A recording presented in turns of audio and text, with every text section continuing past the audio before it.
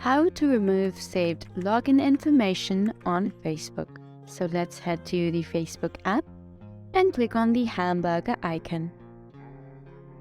Right beside the search icon, you'll see Settings. Once you get here, under Account, you'll see Password and Security.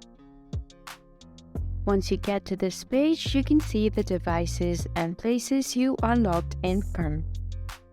So select See All, and if you click on the three-dot icon, you can now log out from the device. This will remove your saved login information from that particular device. If you wish to remove your login information from all of the devices, you can see Log Out of All Sessions. If you click on it, you will be logged out from all of the devices that you are logged in. So there you have it. That is how you remove saved login information on Facebook. Hope you found this tutorial useful. Thank you for watching.